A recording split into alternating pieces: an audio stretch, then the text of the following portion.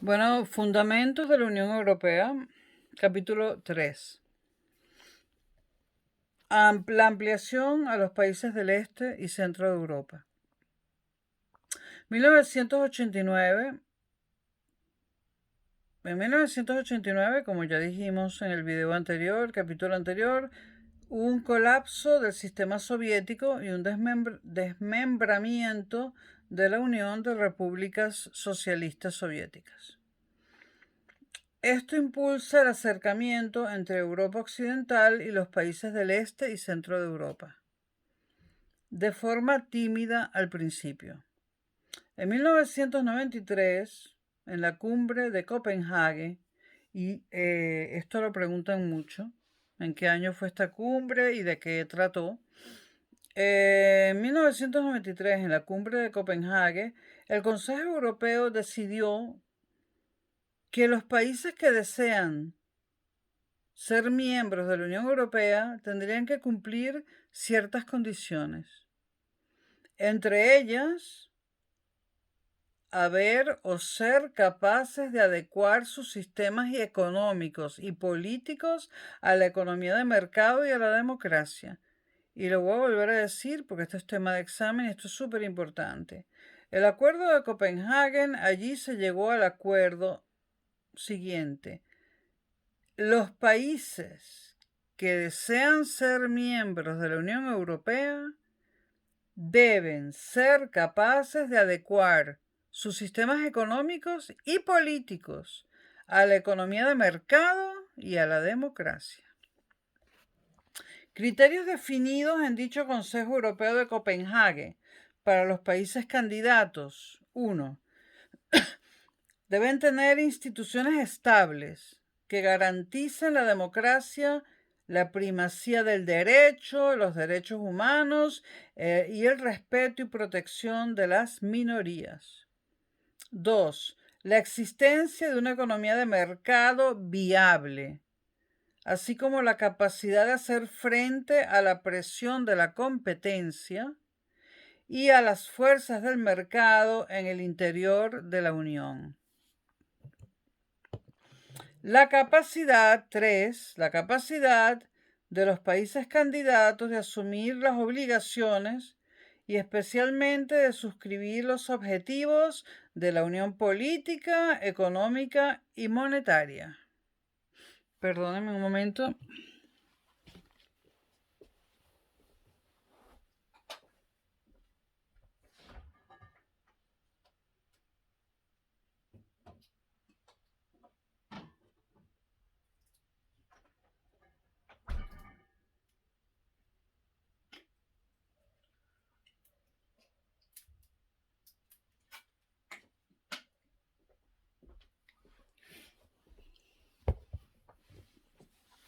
Discúlpenme, tuve que tomar agua, es que tengo un problema que me da mucha sed. Bueno, entonces, repito, para que se nos quede bien fijado, los criterios que se definieron en ese Consejo Europeo de Copenhague para los países candidatos a ser miembros de la Unión Europea. Tienen que tener, en primer lugar, instituciones estables que garanticen la democracia, la primacía del derecho, los derechos humanos, el respeto y protección de las minorías. Segundo, la existencia de una economía de mercado viable, así como la capacidad de hacer frente a la presión de la competencia y a las fuerzas del mercado en el interior de la Unión. Y tercero, la capacidad de los países candidatos de asumir las obligaciones y especialmente de suscribir los objetivos de la Unión Política, Económica y Monetaria. En 1994 tenemos el Consejo Europeo de Essen. Allí se definió una estructura de adhesión. Y también tenemos el Consejo Europeo de Cannes. Se aprobó un documento, el libro blanco, sobre la integración de estos países. Son fechas importantes, 1994, Consejo Europeo de Essen y de Cannes, y lo que se estableció en cada uno de ellos. Diciembre de 1995, Consejo Europeo de Madrid.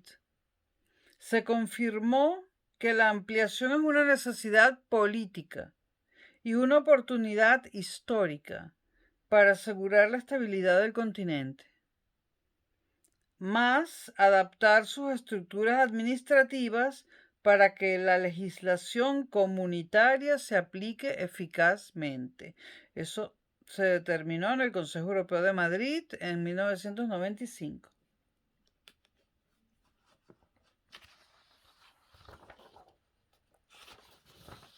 Estamos en el capítulo 3, como saben.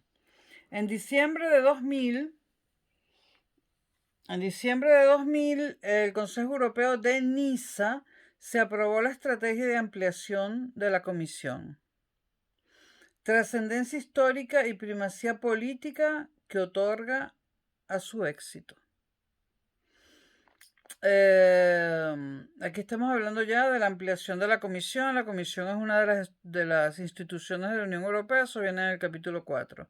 Se reafirma el principio, estamos hablando del Consejo Europeo de Niza, se reafirma el principio de la diferenciación, basado en los méritos de cada país candidato y la posibilidad de recuperación. Principales elementos de la estrategia para la adhesión.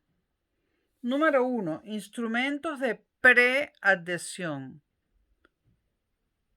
En primer lugar, los acuerdos europeos son el instrumento jurídico básico para las relaciones entre la Unión Europea y los países candidatos. En segundo lugar, las asociaciones para la adhesión son el eje principal de la estrategia. Y en tercer lugar, la aproximación de las legislaciones, aunque es un objetivo prioritario, no es suficiente.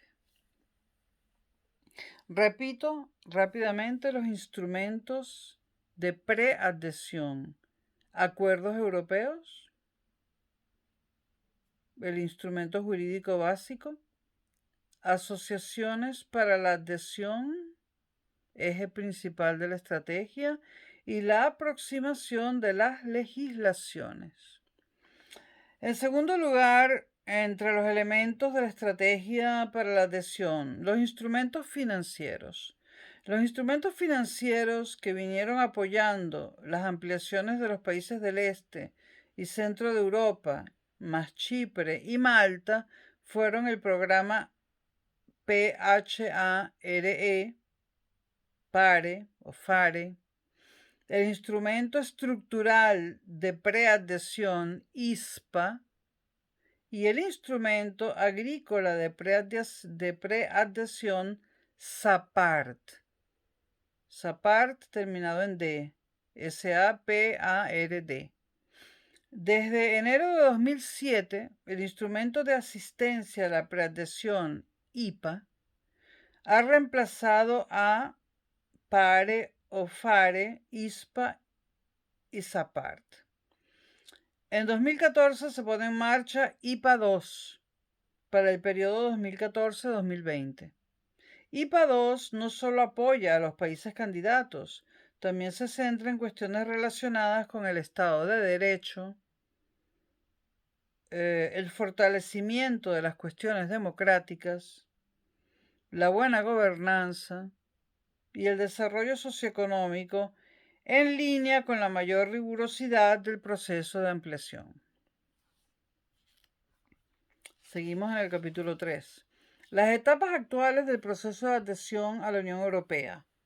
¿Cuáles son? Primera, el país está listo para convertirse en candidato. Primero hay que convertirse en candidato. El país está listo para convertirse en candidato oficial a la Unión Europea. Esa es la primera etapa, cuando el país está listo para convertirse en candidato oficial a la Unión Europea. Esto no implica que de forma automática se abran las negociaciones oficiales. 2. Se abren negociaciones oficiales con el candidato en el momento en que el país cumple con los criterios de adhesión. Los candidatos tienen a su disposición todos los instrumentos preadhesión que le ofrece la Unión Europea para apoyarles en ese proceso. 3. Cuando las negociaciones se dan por concluidas, es decir, el país ha realizado las reformas necesarias y cumple los criterios de adhesión, el país ya puede convertirse en miembro de la Unión Europea. Para el cierre de las negociaciones es necesario el visto bueno del Consejo de la Unión Europea. Esas son las etapas del proceso de adhesión a la Unión Europea. Si lo escuchan de nuevo o lo leen mejor, van a ver que básicamente son 3 cosas. Tiene que haber una economía de mercado y si no la hay, y si no es una plena economía de mercado, los países que quieran ser candidatos o miembros, posteriormente miembros, tienen que tender hacia esa economía de mercado. Por otro lado, políticamente solo es admisible la democracia. Y en tercer lugar, hay que tratar de que de que de que las bueno, de que los procesos administrativos de los países candidatos, por decirlo así, se parezcan o sean similares a los que ya tiene la Unión Europea. Es decir, la aproximación de las legislaciones.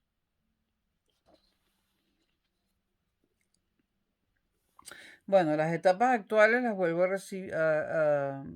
del proceso de adhesión, las vuelvo a repetir. En primer lugar, el país está listo para convertirse en candidato. En segundo lugar, se abren negociaciones con el candidato. Y en tercer lugar, cuando las negociaciones se dan por concluidas, el país ya puede convertirse en miembro de la Unión Europea. Para el caso de los países de los Balcanes occidentales, se ha establecido un proceso especial, puesto que además del cumplimiento de los criterios de adhesión, deben cumplir con las condiciones del proceso de estabilización y asociación. Condiciones del proceso de estabilización y asociación. Este es un requisito extra para los países de los Balcanes occidentales. Estabilización política y transición hacia una economía de mercado. Cooperación regional y posibilidad de ser miembro de la Unión Europea. 1 de mayo de 2004, quinta ampliación de la Unión Europea a países de Europa Oriental y del Mediterráneo. Se considera una culminación lógica del proceso iniciado en septiembre de 1989 con la caída del muro de Berlín y la apertura de los países del este a occidente. De los 10 nuevos miembros incorporados a la Unión, 8 eran países de la antigua Unión Soviética.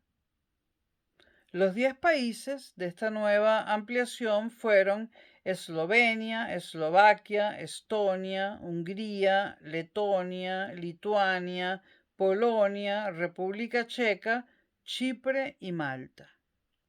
Como ven, solamente Chipre y Malta no eran de la antigua Unión Soviética. 75 millones de habitantes más para la Unión Soviética. Para la Unión Europea, perdón. Los más poblados, Polonia, Hungría y República Checa. Los menos poblados, Malta y Chipre. Enero de 2007 se incorporan Bulgaria y Rumanía.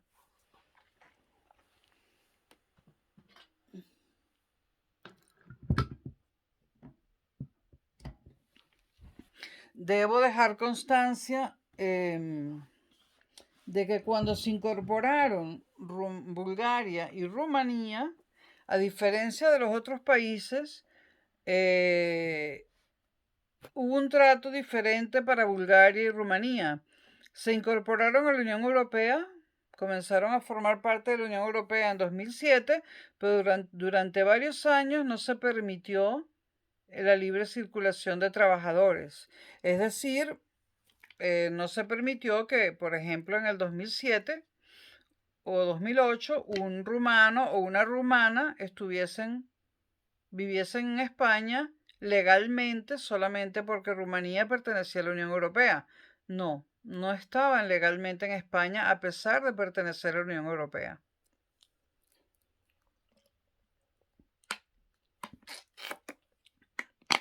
Es decir, los hicieron miembros de la Unión Europea, pero no les permitieron mudarse de país tan rápidamente como los demás candidatos. Ok, seguimos con el capítulo 3. En diciembre de 2011, Croacia firma el Tratado de Adhesión, un país de los Balcanes Occidentales. En julio de 2013, Croacia se convierte en miembro de la Unión Europea. Recuerden que primero se firma el Tratado de Adhesión y luego el país se convierte en miembro de la Unión Europea. Acuerdos europeos. La eurozona. Bueno, a la eurozona en enero de 2007 entró Eslovenia, en enero de 2008 entraron Chipre y Malta, en enero de 2009 Eslovaquia, en enero de 2011 Estonia y en enero de 2014 Letonia.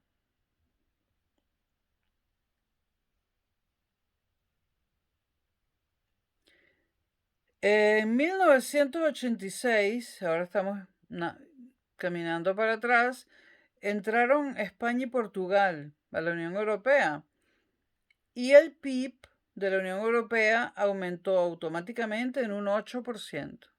Es decir, que la entrada de España y Portugal a la Unión Europea fue beneficiosa para la Unión. Automáticamente, al entrar España y Portugal en el 86, el PIB de la Unión Europea aumentó 8%. En 1995, con la ampliación de Austria, Suecia y Finlandia, el PIB de la Unión Europea aumentó un 7%. O sea que esta ampliación también fue muy beneficiosa en términos económicos o en términos de Producto Interno Bruto. En 2004, y esto lo preguntan mucho en los exámenes, aumenta con la ampliación la Unión Europea un 20% en población, al llegar a un total de 455 millones de habitantes. Pero la renta media por habitante disminuye en 10% y el PIB cae en 10%. La media ponderada de déficit público no se modificó de forma sustancial. El ratio entre deuda y PIB bajó ligeramente. Entonces, en 2004, cuando la Unión Europea pasa de tener 15 miembros a 25, aumenta su población en 20%, pero su PIB, su Producto Interno Bruto, baja 10%. O sea, por primera vez, la entrada de nuevos países baja el Producto Interno Bruto de la Unión Europea, porque eran países más pobres. Hubo mucha gente que criticó esto, hubo políticos que no estuvieron de acuerdo con esta ampliación, etc. Actuales países candidatos. Turquía, ya saben que es un país eminentemente musulmán y que además no respeta demasiado los derechos humanos, ¿no?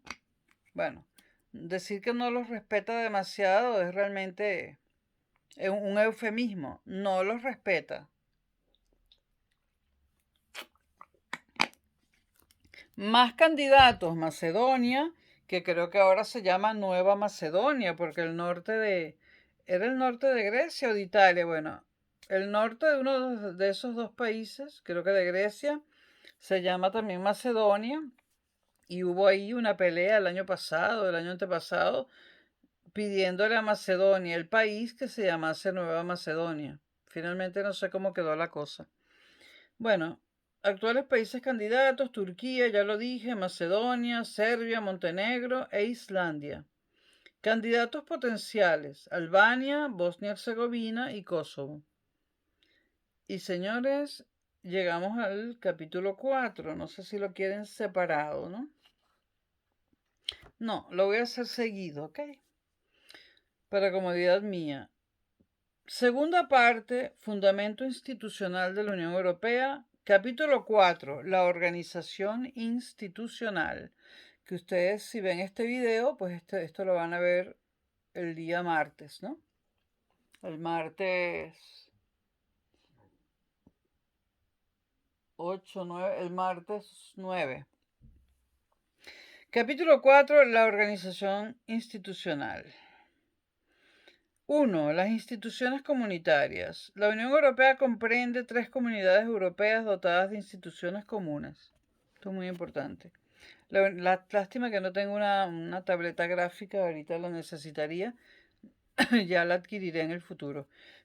La Unión Europea comprende 3 comunidades europeas dotadas de instituciones comunes. La primera, la SECA, la Comunidad Europea del Carbón y del Acero, Tratado de París, 1951. Esto memorizar. La segunda, Comunidad Económica Europea.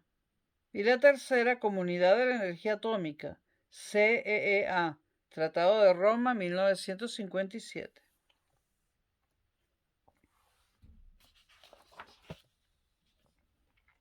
Organización Institucional Europea. Existen 3 bloques. El primer bloque son las instituciones. El segundo bloque son los órganos consultivos e instituciones monetarias y financieras. Y el tercer bloque son los organismos descentralizados, que son agencias y órganos interinstitucionales. Hay en la Organización Institucional Europea 3 bloques, repito, importante. Instituciones, órganos consultivos e instituciones monetarias y financieras, y organismos descentralizados como agencias y órganos interinstitucionales.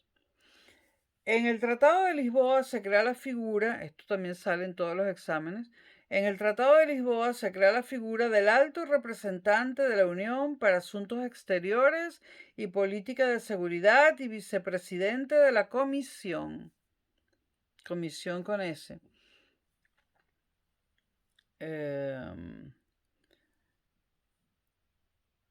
Este alto representante de la Unión Europea para Asuntos Exteriores y Política de Seguridad y vicepresidente de la Comisión es una especie de canciller, ¿no?, de la Unión Europea.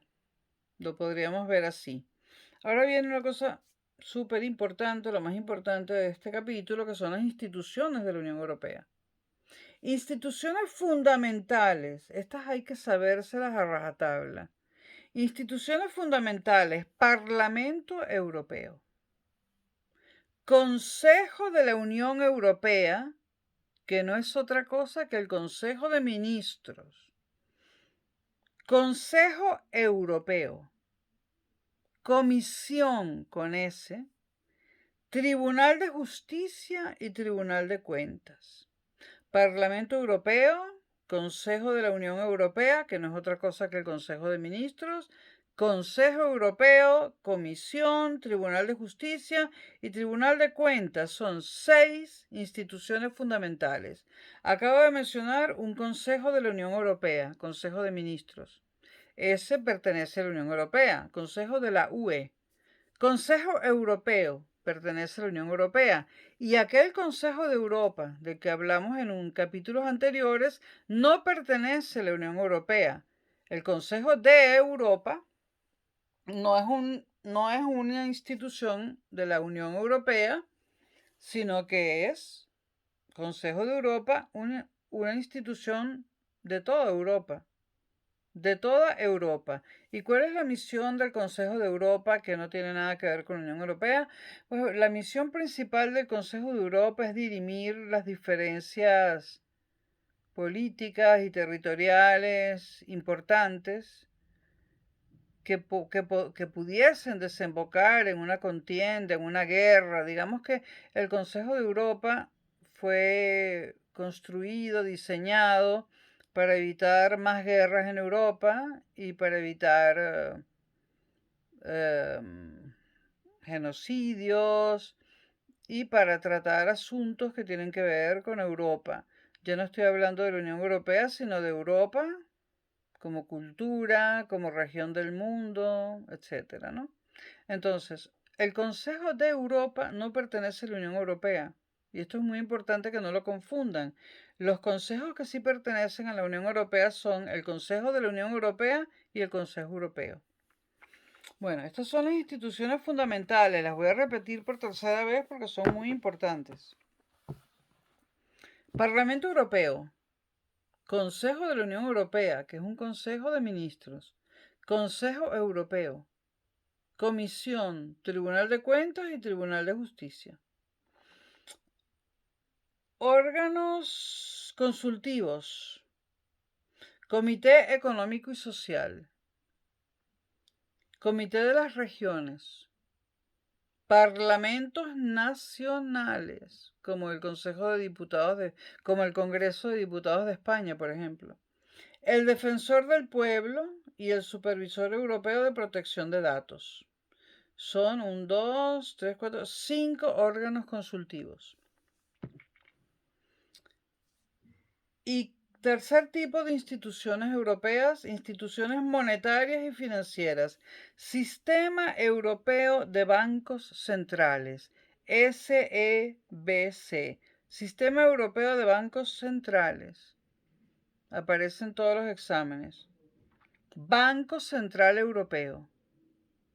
Banco Europeo de Inversiones, BEI. Banco Central Europeo, BCE.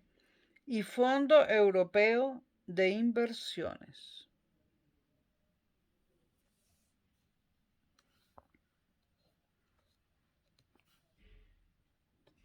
Ojo que esto es un resumen. Desde 1958, es decir, desde la puesta en marcha de la Comunión de la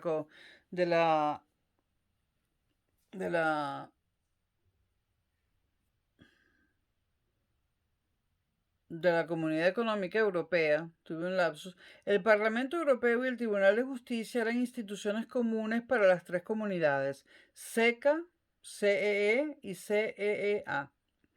SECA es la del acero y el carbón, la otra es Comunidad Económica Europea y la otra es la de la energía atómica.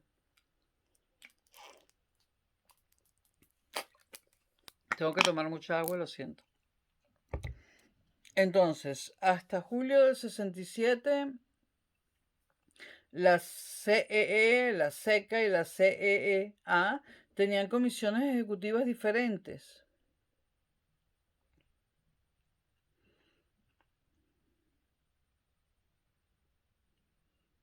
Es decir, el Parlamento y el Tribunal de Justicia eran instituciones comunes, pero las comisiones ejecutivas eran diferentes. En la SECA, esta comisión se denominaba Alta Autoridad y Consejo de Ministros separados. Desde julio de 1967 en adelante, una sola comisión y un solo consejo para las tres comunidades. La finalidad era establecer una comunidad europea con un único tratado que sustituyese a los anteriores, el Tratado de París y los Tratados de Roma. O sea, una comunidad que sustituyese a las anteriores y también al Tratado de París y el de Roma.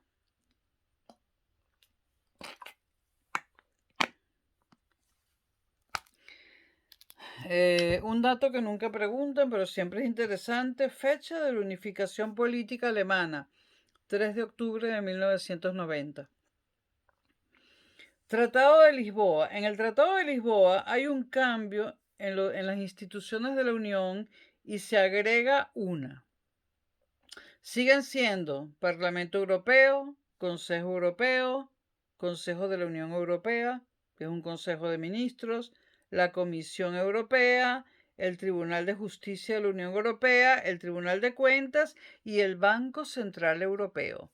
A partir del Tratado de Lisboa, el Banco Central Europeo se convierte en una institución de la Unión Europea. Y eso sí lo han preguntado en los exámenes. Ahora vamos a hablar del Parlamento Europeo. El Parlamento Europeo es elegido por sufragio universal directo, libre y secreto por los ciudadanos de los Estados miembros desde 1979. Todos nosotros votamos en las elecciones europeas. Decisión del Consejo del 20 de septiembre de 1976, en vigor desde el 1 de julio del 78. Las elecciones son cada 5 años.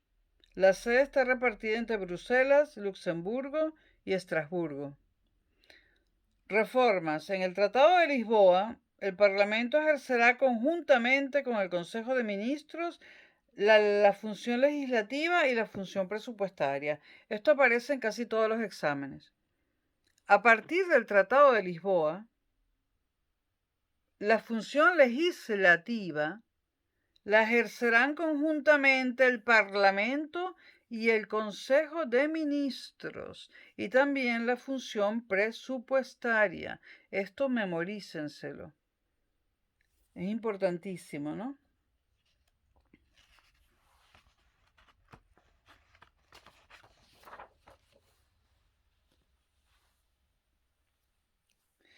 Luego del Tribunal de Justicia y de Cuentas, léanselo ustedes, no lo voy a comentar.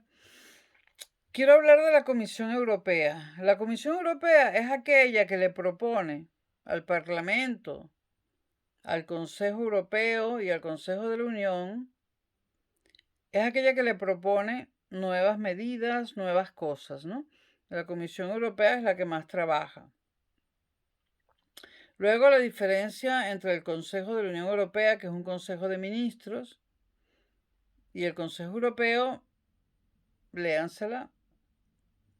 Es que no tengo tiempo para resumir todo. Y hasta aquí el capítulo 4. Léanse las funciones del Consejo de la Unión Europea, las funciones del Consejo Europeo, de la Comisión es muy importante, del Tribunal de Justicia y de Cuentas, de los órganos consultivos y las instituciones monetarias y financieras.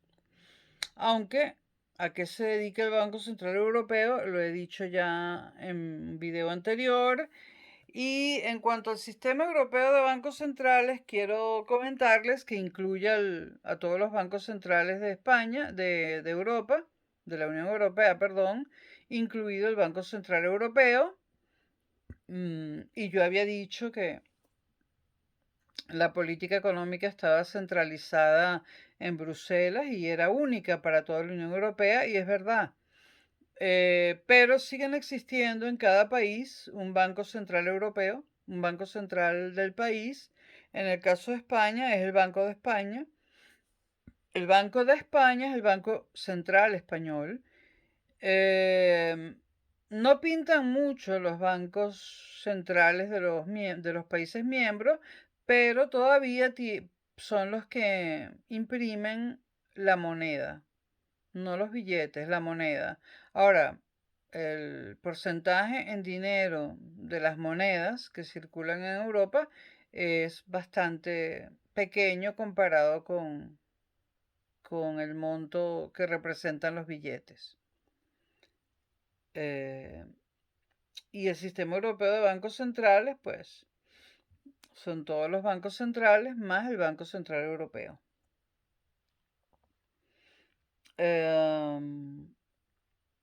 Y bueno, este es el capítulo 4.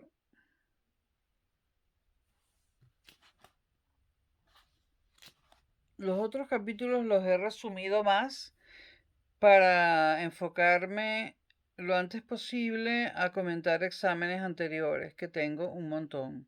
Bueno, gracias y eso es todo por ahora.